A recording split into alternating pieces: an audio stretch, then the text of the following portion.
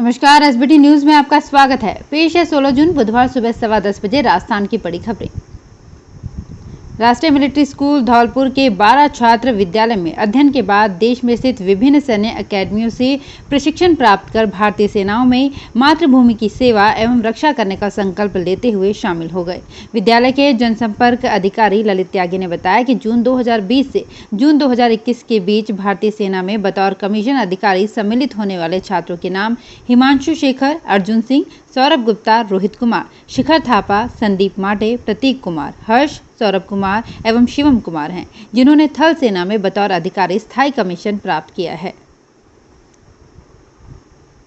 महंगाई के चौतरफा विरोध के बावजूद सरकारी तेल कंपनियों ने एक बार फिर पेट्रोल डीजल के दामों में बढ़ोतरी कर दी है।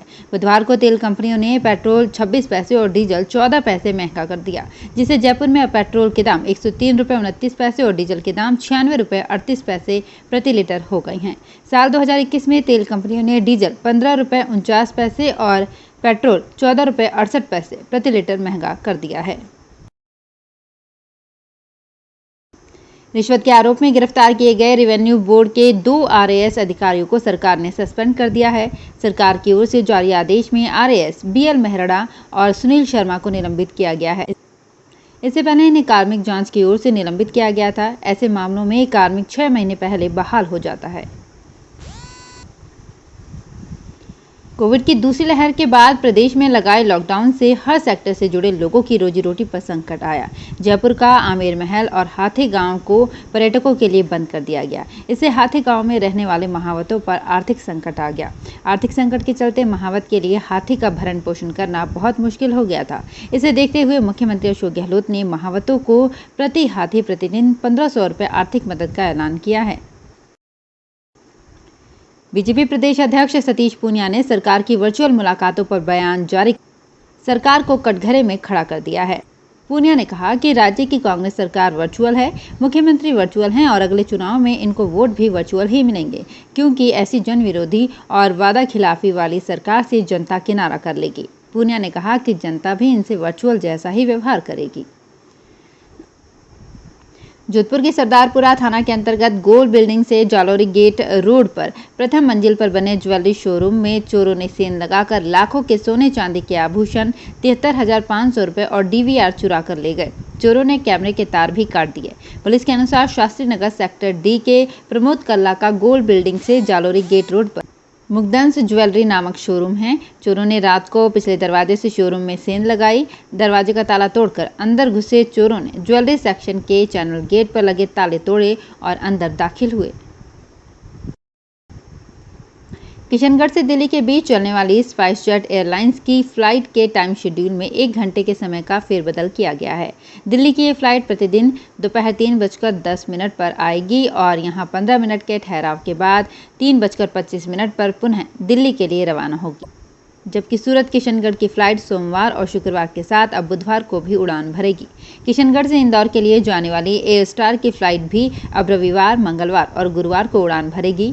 किशनगढ़ एयरपोर्ट प्रबंधन ने इन एयरलाइन के टाइम शेड्यूल को अपनी मंजूरी दे दी है।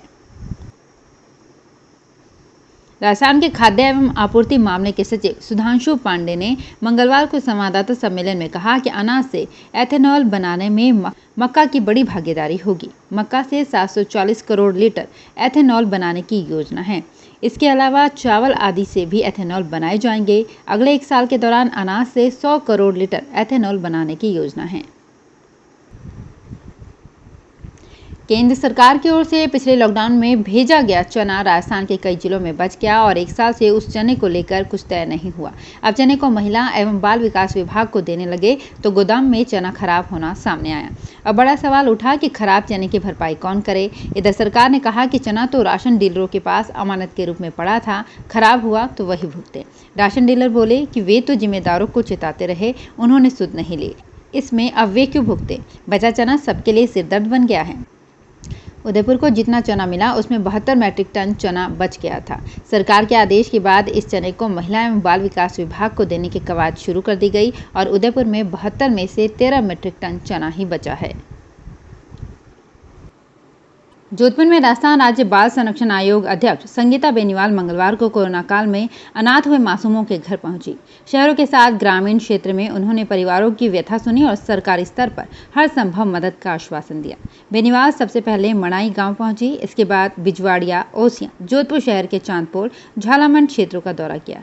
उन्होंने बताया कि मुख्यमंत्री के प्रयास से असहाय हुए बच्चों की समुचित परवरिश का खर्च राज्य सरकार उठाएगी। राजस्थान माध्यमिक शिक्षा बोर्ड की 12वीं और 10वीं की निरस्त परीक्षाओं के परिणाम को लेकर सरकार और शिक्षा बोर्ड फिलहाल संशय में है। राज्य के 22 लाख से अधिक विद्यार्थियों के परिणाम के लिए राज्य सरकार समिति का गठन करेगी, उसके बाद ही किसी निष्कर्ष पर पहुंचा जा सकेगा। हालांकि राजस्थान शिक्षा बोर्ड केंद्रीय माध्यमिक शिक्षा बोर्ड के फॉर्मूले पर भी नजर रखे हुए है। देश में कोरोना महामारी कंट्रोल में हो रही है। बीते दिन में यहां 62,176 लोगों की कोरोना रिपोर्ट पॉजिटिव आई। 1,07,710 संक्रमित ठीक हुए। इस तरह एक्टिव केस यानी इलाज करा रहे मरीजों की संख्या में 48,090 की कमी हो गई। बीते 15 दिनों में एक्टिव केस में 10,30,587 की गिरावट दर्ज की गई है। लोक जनशक्ति पार्टी की लड़ाई अब परिवार से निकलकर पार्टी में पहुंच गई है।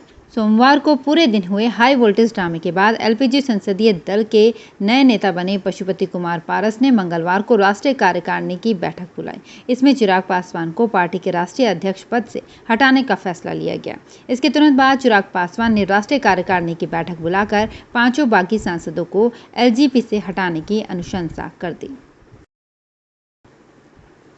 श्री राम जन्मभूमि तीर्थ क्षेत्र ट्रस्ट द्वारा मंदिर के लिए खरीदी गई जमीन में घोटाले के आरोपों के बीच ट्रस्ट ने पूरे विवाद पर केंद्र सरकार को रिपोर्ट भेजी है। ट्रस्ट ने आरोपों को खारिज करते हुए कहा कि उसके खिलाफ राजनीतिक साजिश की गई है। यहां कोई घोटाला नहीं हुआ है। ट्रस्ट ने भाजपा और संघ को भी रिपोर्ट भेजी है। इस रिपोर्ट में ट्रस्ट ने जमीन खरीद के बारे में पूरी जानकारी दी है। जमीन की कीमतों पर भी सफाई दी गई है। ट्रस्ट ने कहा कि ये आरोप भाजपा के विरोधियों द्वारा लगाए जा रहे हैं। अजमेर के पिसांगन में डिस्कॉम की टीम ने मंगलवार को पिसांगन उपखंड क्षेत्र के 9 गांवों में बिजली चोरी के विरुद्ध कार्यवाही को अंजाम देते हुए 9 गांवों में 20 स्थानों पर रंगे हाथों बिजली चोरी पकड़ा। बाद में कनेक्शन काटकर आरोपियों पर 2.5 लाख रुपए का जुर्माना ठोक दिया। ये जुर्माना अदा नहीं करने पर पुलिस में प्राथमिकी दर्ज करा कानूनी कार्यवाही की जाएगी। सहायक अभियंता दुर्गालाल देवत ने बताया कि डिस्कॉम के प्रबंध निदेशक VS भाटी व अधीक्षण अभियंता शीशराम के निर्देशानुसार विद्युत चोरी की बड़ी कार्यवाही को अंजाम दिया गया। तो फिलहाल इस बुलेटिन में इतना ही। फिर हाजिर होंगे कुछ और बड़ी खबरों के साथ। SBT न्यूज़ के और भी वीडियोस को देखने के लिए हमारे चैनल को सब्सक्राइब करें और नोटिफिकेशन पाने के लिए बेल आइकन को प्रेस करें।